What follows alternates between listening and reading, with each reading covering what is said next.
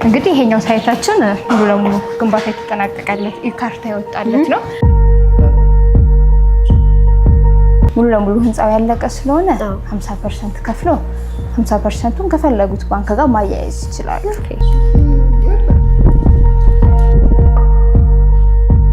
ሌላኛው ደግሞ 50%ቱን ከከፈሉ በኋላ ቀሪውን 50% በአንድ አመት ውስጥ ያለምንም ጭማሪ ክፍያውን መጨረስ ይችላሉ።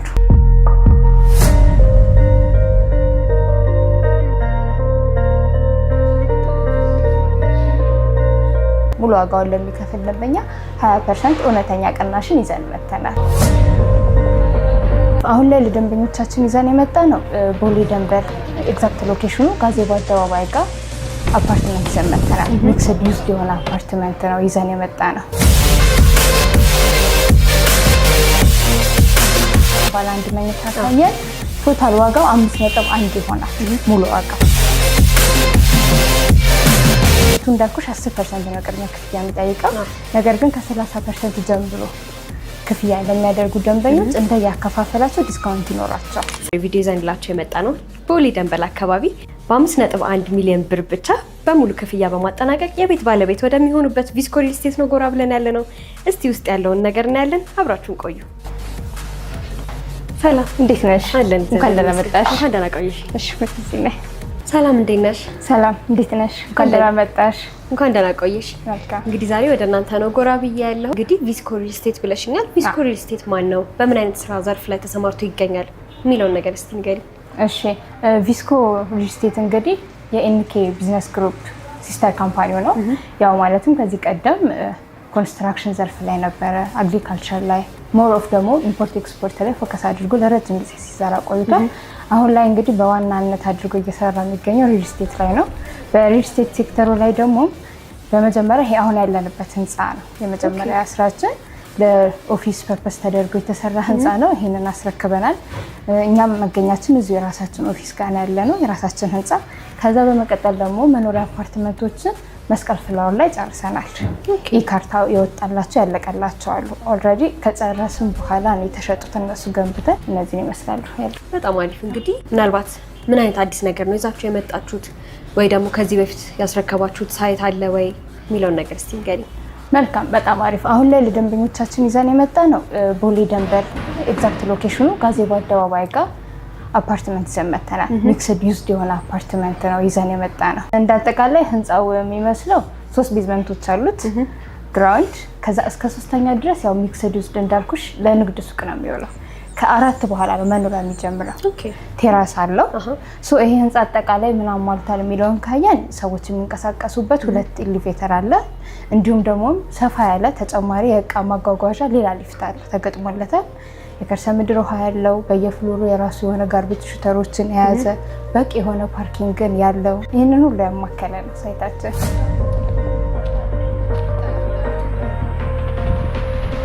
እንግዲህ ይሄኛው ሳይታችን ሙሉ ለሙሉ ግንባታ የተጠናቀቀለት ኢካርታ ይወጣለት ነው።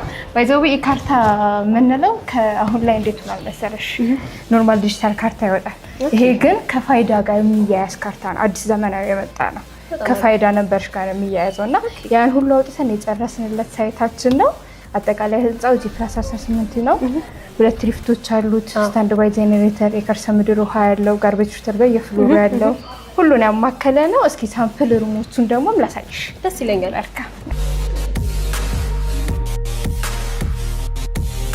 ያው በወለል ላይ 3 አባወራ ብቻ ነው ያሉት። ስለዚህ 2 ሊፍቶች አላቸው። ምንም አይነት መጨናነቅ የለውም። ጋርቤጅ ሹተር አለው። ቤቱ ደግሞ ውስጡን አንድ ሳምፕል ላሳይሽና እሺ። ቤቱ በጣም ያምራል። 3 መኝታ ነው። 153 ካሬ እና 167 ካሬ ነው ያሉን። እንግዲህ እንደምታየው ፉል ፊኒሽ ጥንቅቅ ብላ ያለቀ ነው። በጣም ያምራል። በዚሁ እንደዚሁ አይነት አስተላለቅ ከፈለጉ እንደዚህ አይነት አስተላለቅ ነው የምንሰራላቸው። ምናልባት ደግሞ ያው ነዋሪው የተለያየ ምርጫ ነው ያለው። በራሴ ፊኒሽንጉን ራሴ ጨርሳለሁ ለሚል ደግሞ ደንበኛ በሰሚ ፊኒሽ ደግሞ መውሰድ ይችላል። ፊኒሽንጉን ራሱ መጨረስ ይችላል ማለት ነው። ይህ 3 ቤድሩም ነው ብለሽ? ያ 3 ቤድሩም ነው። እዛ ጋር ኮመን ባዝሩም ይኖረናል። እዚህ ጋር ደግሞ ኪችናችን ነው። ለየት የሚያደርገን የሚገርምሽ ከኪችናችን ላይ ተጨማሪ በረንዳ አለው። ኦኬ፣ የኪችንን በረንዳ አለው። ኪችኑ እዚህ ጋር ተማሪ ያው የአበሻ ካልቸራችን ምግቦቻችን ትንሽ ሽታዎች ስላላቸው እሱን ታሳቢ አድርገን ነው። በሁሉም ሳይድ ናቹራል ኤር ነው፣ ናቹራል ቬንቲሌሽን ያስገባል ነው። በስትክክል እንደምታየው ነው ናቹራል። ከዛ በተጨማሪ ደግሞ የሰራተኛ ክፍል በዚህ ሳይድ ይኖረናል ማለት ነው። በጣም አሪፍ።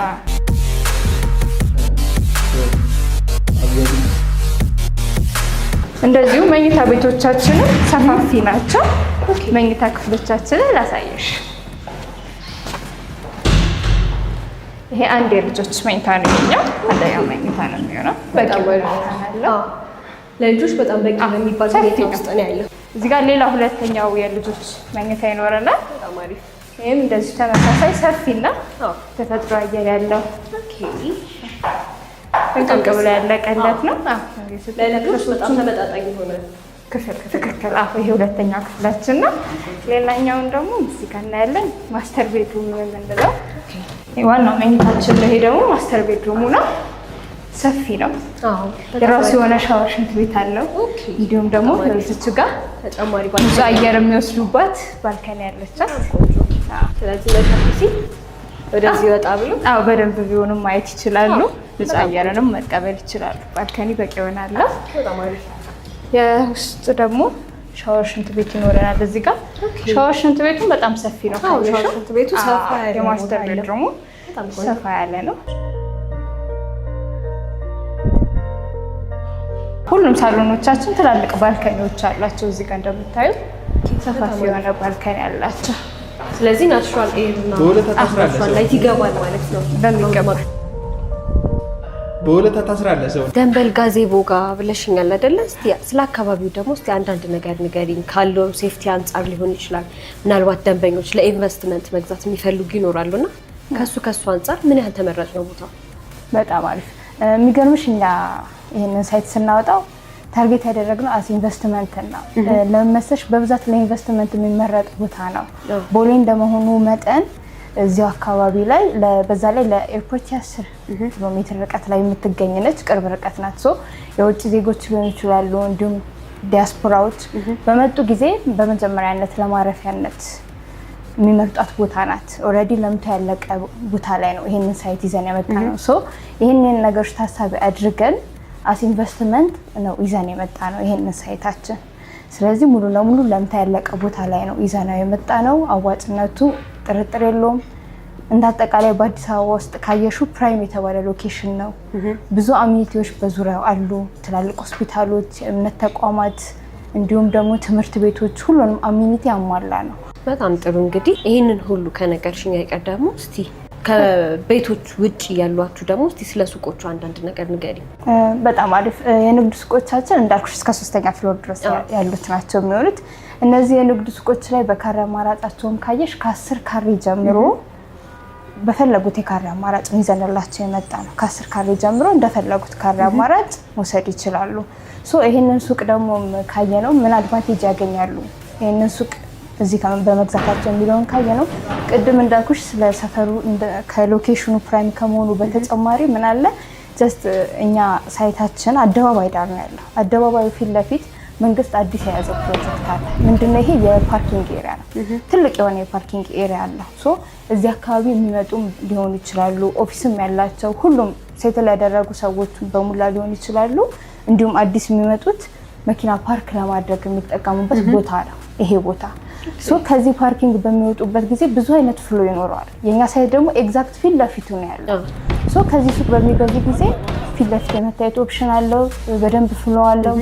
ሱቁን ከነገበያው ማለት ትችያለሽ። እዚህ ላይ ካየሽው በደንብ ፍሎ ስላለ ትርፋማ ነው በጣም የሚሆኑበት። እዚህ ላይ የሚገዙ ሰዎች ቦሌ ከመሆኑም በተጨማሪ ትልቅ አድቫንቴጅ ይዘንላቸው መጥተናል።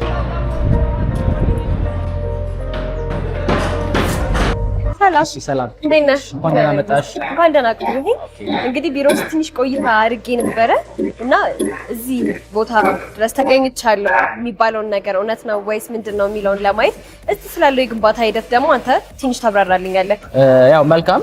እንደምታየው ሳይታችን የሚገኝበት ሎኬሽን ጋዜቦ ዋሽንግተን አደባባይ ፊት ለፊት ነው የሚገኘው። ያው በአካባቢው መሰረተ ልማት የተሟላለት ኤሪያ ላይ ነው የምንገኘው። እንደ ህንፃም ደግሞ እንደ ቢልዲንግ አጠቃላይ እኛ ያለንበት ቢልዲንግ 3 ቤዝመንት ወጣች ጨርሰን አሁን ላይ ያው እንደ ሚክስድ ዩዝ ነው ሞል አፓርትመንት ነው ህንጻው እስከ 3ኛ ፍሎር ድረስ ያሉት ሱቆች ሙሉ በሙሉ ኦልሬዲ ተጠናቀዋል አሁን ላይ ማለት ነው። አሁን የቤቶቹ ግንባታ ነው እየተካሄደ ያለው ማለት ነው። ያው እንደ ኮንስትራክሽን የምንጠቀማቸው ለየት የሚያደርገን ከተማው ላይ ካለው ለየት የሚያደርጉ አሉን ማለት ነው። ያው ከነሱ አንደኛው ደግሞ ምንድነው የምንጠቀመው ፎርምወርክ ነው። ያው ፕላይውድ ፎርምወርክ እኛ የምንጠቀመው ግሪን ፕላይውድ ፎርምወርክ እንለዋለን። ያው ይሄ በከተማ ውስጥ ጥቂቶች ብቻ የሚጠቀሙት ፎርምወርክ ነው ማለት ነው። ሶ እንደምታዩ ህንጻውን ስትራክቸሩን ሙሉ በሙሉ አሁን ስላብ ከተሞላ በኋላ የኮለን የቢም ከተሞላ በኋላ ቀጥታ ወደ ቻክ ነው የሚሄደው ማለት ነው። ይሄ ማለት ታይም ኮንሱምሽን በጣም ይቀንሳል ማለት ነው። ይሄ ከዲሊቨሪ ታይም ጋር ከሚነሳው ደንበኛ በጊዜ ከመረብ ጋር ከሚነሳው ጊዜ አንፃር ቀጥታ ወደ ቻክ ስለሚሄድ ፓርሰል ተሰጥቶ ወደ ቻክ ነው የሚገባውና እሱ በጣም ይቀርፋል ማለት ነው። ቶሎ እንዲያልቅ ነው የሚያደርገው ማለት ነው። ያደርጋል። አዎ ጥንካሬም አለው። እንደምታዩ ውበትም ደግሞ ኤስቴቲካሊ በጣም ቆንጆ ነው የሚሆነው ማለት ነው። ስለዚህ ይሄ እንደ ከዚህ በፊት እንደነበረው ትራዲሽናሉ ልስን ስራን ስራዎችን ያስቀራል ማለት ነው። ስለዚህ ያው ሙሉ ምክንያቶች ነው ከተማ ውስጥ በጣም ጥቂት የሚባሉ ሰዎች የሚጠቀሙት ነው ማለት ነው። ሌላው ደግሞ ምንድነው ፖስቴጅ ቴክኖሎጂ ነው የምንጠቀመው። ፖስቴጅ ቴክኖሎጂ ምንድነው አድቫንቴጁ? አንደኛው ስፓን ያለው ሊንግስ ከየው ኮርነሮቹ የምታገኛቸው ኮርነር ላይ ነው የምታገኛቸው ማለት ነው። ስለዚህ ቤትሽ ውስጥ ኦፕኒንግ የሆነ ስፔስ ይኖርሻል ማለት ነው። ሶ እንደዚህ መሀል ላይ ኮለን እየመጣ አይረብሽም ማለት ነው። በጣም አሪፍ አንደኛው አድቫንቴጁ እሱ ነው። ሁለተኛው ደግሞ ምንድነው ከኳሊቲም አንፃር እንዲሁም ደግሞ በታይም ኮንሱም ከማድረግ አንፃር የራሱ የሆነ አስተዋጽኦ ያደርጋል ማለት ነው። ሌላው ለየት የሚያደርገን ነገር ፖስቴጅ ቴክኖሎጂ የሚጠቀሙ ነው። ይሄ አዲስ አበባ ላይ ጥቂቶች የሚጠቀሙት ነው። የተለመደው በዱባይ በተለያዩ ዓለማችን ሀገራት ላይ ነው። ይሄም ያው ሞደርን ሊቪንግ ለሚፈልግ ደንበኛ የተሻለ ዋን ስቴፕ ሄድ ነው ማለት ነው። አድቫንቴጅ ነው ማለት ነው። ታዲያ እስቲ ወደ ቤቶቹ እንለፍና ያሏችሁ የካሬና የመኝታ ክፍል አማራጮች ምን ምን ይመስላሉ? በጣም አሪፍ። ያው ቅድም እንዳልኩሽ ኢንቨስትመንት ታርጌት ስላደረግን ይዘን የመጣ ነው ባለ 1 እና ባለ 2 መኝታ ነው። ባለ 1 መኝታ አነስ ያለ ካሬ ለሚፈልግ በ55 ካሬ ይዘን መተናል። እንዲሁም ትንሽ ሰፋ ያለ ለሚፈልግ 70 ካሬ ይዘን መተናል። ባለ 2 ደግሞ ካየን ዝቅተኛ በ77 ካሬ እንዲሁም ከፍ ካለ በ84 ካሬ ይዘን መተናል። በጣም አሪፍ። እንግዲህ ያው እንደየሰው ፍላጎት እንዲሆን ተብሎ አነስ ያለ ቤት ለሚፈልግ አነስ ባለ ካሬ፣ ተለቅ ያለ ቤት ለሚፈልግ ደግሞ ተለቅ ያለ ካሬ ይዛችሁ መቅረባችሁን ቀደም ብለሽ ገልጸሽልኛል። ታዲያ አከፋፈል ሁኔታቸው ምን ይመስላል? በጣም አሪፍ። እንግዲህ እያንዳንዱን ዋጋቸውን ዲቴል ካየን እንደያከፋፈላቸው ይለያያል። ምን ልልሽ ነው፣ 2 አይነት መንገዶችን ይዘንላቸው መተናል ለደንበኞቻችን። ሙሉ መክፈል ለሚፈልግና በረጅም ጊዜ አከፋፈል መክፈል ለሚፈልግ ዲቴል እያንዳንዱን እንየው። ሙሉ መክፈል ለሚፈልግ ደንበኛ አሁን ለምሳሌ 55 ካሬውን ባለ 1 መኝታ ካየን ቶታል ዋጋው 5.1 ይሆናል ሙሉ ዋጋው። ሁለተኛ ደግሞ በተለቅ ያለ ካሬ የሚፈልግ ከሆኑ በ70 ካሬው ካየነው የዚህ ቶታል ዋጋችን 6.5 ይሆናል። እንዲሁም ደግሞ ባለ 2 መኝታዎችን ካየን አነስ ያለ ለሚፈልግ 77 ካሬ ያዘጋጅተናል። የዚህ ሙሉ ዋጋው 7.2 ይሆናል ሙሉ ለሚከፍል። እንዲሁም ደግሞ 84 ካሬ ለሚፈልግ ደግሞ የዚህ ዋጋው 7.8 ይሆናል ማለት ነው። ሌላኛው ሁለተኛው አከፋፈል መንገድ ያዘጋጀነው ደግሞ በረጅም ጊዜ ያልኩሽ እሱን ስናይ 55 ካሬውን ካየን የዚህ ሙሉ ዋጋው የሚሆነው 6.8 ይሆናል። ቅድመ ክፍያው ዳውን ፔመንት የምንጠይቀው 10% ነው ማለትም 680 ሺህ ብር ማለት ነው። ሰፋ ባለው ካሬውን በ70 ካሬውን ካየን የዚህ ቶታል ዋጋው የሚሆነው 8.7 ይሆናል። አጠቃላይ ቅድመ ክፍያው ከ870 ሺህ ብር ይሆናል ማለት ነው 10%። ባለ 2 መኝቶቹ ጋርም ከመጣን 77 ካሬውን ስናይ የዚህ አጠቃላይ ዋጋው 9.6 ይመጣል። ቅድመ ክፍያው 960 ሺህ ብር ይሆናል። እንዲሁም 84 ካሬውን ካየን አጠቃላይ ዋጋው 10,500,000 ይሆንና ቅድመ ክፍያው ደግሞ 1,50,000 ብር ይመጣል ማለት ነው። በጣም አሪፍ። እንግዲህ አሪፍ ኢንፎርሜሽን ነው እየነገርሽኝ ያለሽው። ታዲያ እስቲ እናንተ ይዛችሁት የመጣችሁት ኦፈር አለ፣ ዲስካውንት ኦፈር አላችሁ። በዛ ላይ ደግሞ እስቲ ቀሪውን ደግሞ ያከፋፈል ሁኔታ ምን ይመስላል? በጣም አሪፍ። እነዚህ አሁን ከነገርኩሽ ሙሉ ለሚከፍል ሰው ከተሰጠው የዲስካውንት ኦፈር በተጨማሪ በረጅም ጊዜ አከፋፈል ለሚያደርጉ እንደ አከፋፈላቸው መጠን ዲስካውንቶችን ይዘን መተናል። ከ30% ድርጅቱ እንዳልኩሽ 10% ነው ቅድመ ክፍያ የሚጠይቀው። ነገር ግን ከ30% ጀምሮ ክፍያ ለሚያደርጉ ደንበኞች እንደያከፋፈላቸው ዲስካውንት ይኖራቸዋል አውጥተናል። ሌላው ቀሪውን አከፋፈል እንዴት ይሆናል ላልሽኝ ደግሞ 10% ከከፈሉ በኋላ ቀሪውን የሚከፍሉት ቤዝድ ኦን ፕሮግረስ ነው የሚሆንላቸው። ይህም ማለት እንዴት ነው? የግንባታውን ሂደት እያየን ነው ቀጣዩን ክፍያ የሚደረገው። ውላችን ላይ በተቀመጠው መሰረት ህንፃው 6ኛ 8 ሲደርስ ቴራስ ሲደርስ የቤቶቹ በር ሲገጠሙ ቁልፍ ሲረከብ እነዚህን የመሳሰሉ ስቴፕ አሉ ውላችን ላይ። እነዚህ መሰረት አድርገው ይህንን ተከትሎ ነው ደንበኛ የሚከፍለው። ማለትም ኤግዛክት ክፍያ የሚያደርገውን ገንዘብ ኤግዛክት ግንባታው ላይ እየዋለ መሆኑን እያረጋገጠ ነው የሚሄደው ማለት ነው። ያው ይህንን ያደረግነው ለደንበኛው ሴፍቲ ሲባል ነው። እንደዛ ነው የሚሆነው። በጣም አሪፍ። እንግዲህ ስለ ቤቶቹ ይህን ያህል ካልን አይቀር ደግሞ እስቲ ስለ የንግድ ሱቆቹ የአከፋፈል ሁኔታና የካሬ አማራጮቻቸው ምን ያህል ነው ወይ ምን ይመስላል የሚለውን ነገር ንገሪኝ። እሺ፣ በጣም አሪፍ። ሱቆቻችን እንግዲህ ከ10 ካሬ ጀምሮ ደንበኛው እንደፈለገው የካሬ አማራጭ ይዘን የመጣ ነው። ሌላው እዚህ ጋር ምንድነው ህንጻችን አሁን ላይ ያለበት ፕሮግረሱ ኦልሞስት 45% ደርሷል እና አንድ ደንበኛ ሱቅ ፈልጎ ሱቅ ለመግዛት ሲመጣ ኦልሬዲ ስትራክቸሩ ያለቀለት ነገር ስለሆነ ኤግዛክት ሱቁ ያረፈበትን በየትኛው እይታውን ያለበትን እይታውን ሳይድ ዲቴል አይቶ ነው የሚገዛው። ኦልሬዲ ስትራክቸሩ ያለቀለት ነገር ስለሆነ ማለት ነው። ስለዚህ ይህንን መሰረት አድርገው እንደ የቪው መርጠው መግዛት ይችላሉ። እንዳልኩሽ ጋዜቦ አደባባይ ፊት ለፊት ነው የሚገኘው። አከፋፈል ሁኔታዎቹን ደግሞ ዲቴል ካየን እንዳልኩሽ ከ10 ካሬ ጀምሮ ብዙ አይነት ስለሆነ ያለን ለምሳሌ ያክል በ15 ካሬ እንውሰድ። እንደየፍሎራቸው ዋጋቸው ይለያያል። ስለዚህ አሁን 15 ካሬ እንደምሳሌ ከተጠቀምን ሁለተኛ ፍሎር ላይ ሱቅ መግዛት ለሚፈልግ ደንበኛ ሙሉ ዋጋው የሚሆነው 3,750,000 ይሆንና የዚህ ዳውን ፔመንቱ 1,500,000 ይሆናል። ልክ እንደዚህ ደግሞ አንደኛ ፎቅ ላይ ሲወርድና የዚህ 15 ካሬ ሙሉ ዋጋው ስናየው 4 ሚሊዮን ይሆንና የዚህ ቅድመ ክፍያችን 1.7 ይሆናል። በተመሳሳይ ካሬ ሆኖ ግራውንድ ላይ ስንወርድ ደግሞ የዚህ ሙሉ ዋጋው 4.6 ይሆንና ቅድመ ክፍያው 1.8 ይሆናል። ስለዚህ እንደየፍሎራቸው ዋጋቸው ይለያያል ማለት ነው። ታዲያ ይህን ሁሉ ነገር ካልን አይቀር እስቲ ቪስኮ ሪል ስቴት ከሌላው ሪል ስቴት በምንድን ነው ለየት የሚያደርገው? በዛ ላይ የያዛችሁት ፕሮጀክት የምን ያህል ጊዜ ፕሮጀክት ነው የሚለውን ነገር እስቲ ንገሪኝ። በጣም አሪፍ። የሚገርምሽ ይህንን ከመጥቀሲ በፊት መጀመሪያ መስቀል ፍላወር ጨርሰናል ያልኩሽ ሳይት በ2 ዓመት ያለቀ ፕሮጀክት ነው።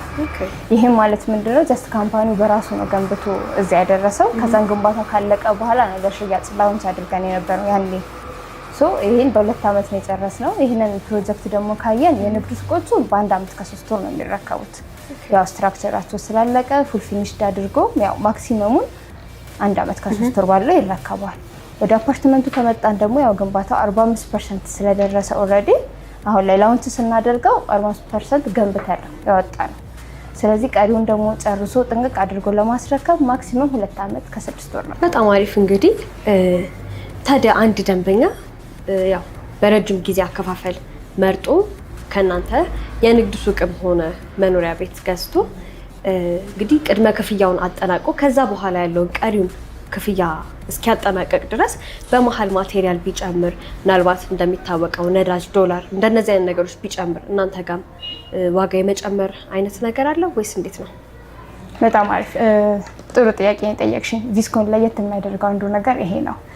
እንዴት መሰለሽ አሁን ላይ እነዚህ ነዳጅ፣ ብረት፣ ሲሚንቶ አሁን ባለበት የሀገራችን ሁኔታ ለራሱ ያሰቃል። እኛ ግን ፊክስድ የሆነ አማውንት ነው ይዘን የመጣ ነው። ሪስኩን ሙሉ ለሙሉ ድርጅቱ ነው የሚይዘው። ምንም አይነት ነገር ማቴሪያል ቢጨምር ዛሬ ደንበኛው በ6.8 ዲል ካደረገ ቤቱን እስኪረከብ ድረስ ይቺ 6.8 አማውንት ነው እየከፈለ የሚመጣው እንጂ ሌላ ምንም አይነት ጭማሪ የለውም። ይሄ ምን ያደርጋል? ደንበኛው በደንብ ኮንፊደንስ እንዲሰማ ያደርጋል። እኛንም እንደ ካምፓኒ ካየሽ ለደንበኛ ትልቅ አድቫንቴጅ ነው። ብረት፣ ነዳጅ እየጨመረ ስለሚሄድ እኛ አንዴ ገዝተን ነው ስቶር የምናስቀምጠው። ግንባታውን እያፋጠነን እንሄዳለን ማለት ነው። ሪስኩን ስለያዝን መክሰር ደግሞ ስለሌለብን እያፈጠንን እየሰራን እንድንሄድ ያደርገናል። ስለዚህ ትልቅ ሴፍቲ ነው ለደንበኛ ይሄ ነገር። በጣም አሪፍ። ያው መስቀል ፍላወር ላይ የተወሰኑ ስቶኮች ቀርተውኛል ብለሽኛል። ታዲያ እነዚያ የተወሰኑ ስቶኮች እድለኛ መሆን የሚፈልግ ወይም ባለቤት መሆን የሚፈልግ ያለው የካሬ አማራጭና አከፋፈል ሁኔታ ምን ይመስላል ማለት ነው? በጣም አሪፍ። እንግዲህ ለደረሰበት መረጃውን እንስጥ። ያሉን ይዘን የመጣ ነው 3 መኝታ ናቸው እዛ ላይ ያሉት። እነዚህ በ153 እና በ167 ካሬ ነው ይዘን የመጣ ነው። ሌላው አከፋፈሉን ካየን 3 አይነት መንገዶች አሉ እዚህ ላይ። ሙሉ ለሙሉ ህንፃው ያለቀ ስለሆነ 50% ከፍሎ 50%ቱን ከፈለጉት ባንክ ጋር ማያያዝ ይችላሉ። ሌላኛው ደግሞ 50%ቱን ከከፈሉ በኋላ ቀሪውን 50% በአንድ አመት ውስጥ ያለምንም ጭማሪ ክፍያውን መጨረስ ይችላሉ። ሌላ ሶስተኛው ደግሞ ያከፋፈል ይዘን የመጣ ነው ሙሉ ለሚከፍል ደንበኛ ነው። ሙሉ ዋጋውን ለሚከፍል ደንበኛ 20% እውነተኛ ቅናሽን ይዘን መተናል። እንዳልኩሽ ለደረሰበት እነዚህን ቆንጆ አከፋፈሎች ጋር አመቻችተን ይዘን መተናል። አሉ ጥቂት ስቶኮች። በጣም ጥሩ። ስለዚህ ለደረሰበት በዚህ መልኩ የቤቱ ባለቤት መሆን ይችላሉ ነው ያለው። ትክክል። በጣም አሪፍ። እንግዲህ በጣም ብዙ የተለያዩ ኢንፎርሜሽኖችን ነግረሽኛል። ይህን ሁሉ ነገር አውርተን ታዲያ እዚህ ሀገር ውስጥም ላሉ ሊሆን ይችላል፣ ስፔሻሊ ደግሞ ከሀገር ውጭም ላሉት ወዳጅ ዘመዶቻችንም ሊሆን ይችላል የቪስኮ የሱቅ ባለቤትም ሆነ የመኖሪያ ቤት ባለቤት መሆን ለሚፈልጉ ሰው እንዴት ነው እናንተ ተደራሽ መሆን የምትችሉት? በጣም አሪፍ። እንግዲህ እዚሁ ሀገር ለሚገኙ ደንበኞቻችን ስልክ ከስር እናስቀምጣለን። በዛ ኮንታክት አድርገውን ኦፊስ መጥተው ያለው ሙሉ መረጃ ሌጋል ዶክመንቶችን እያንዳንዱን ዲቴል ማየት ይችላሉ። ከዛ በተጨማሪ ሳይቶቹንም በደንብ አድርገው መጎብኘት ይችላሉ። በውጭ ላሉት ደንበኞቻችን ደግሞ ተወካይ ካላቸው ተወካይ ልከው ከኛ ጋር ኮንታክት አድርገው መጨረስ ይችላሉ። ግን ተወካይ የሌለው ውጭ ያለ ነዋሪ ከሆነ የሚፈልገው ደግሞ በዲኤችኤል ሲስተም አድርገን ባለበት ሆኖ ከድርጅቱ ጋር ተዋውሎ ፋይሎቹን ደረሰኙን ልከንለት ዲል አድርገን መጨረስ እንችላለን። ሙሉ መረጃውን ወስዶ ያለውን ነገር መጨረስ ይቻላል።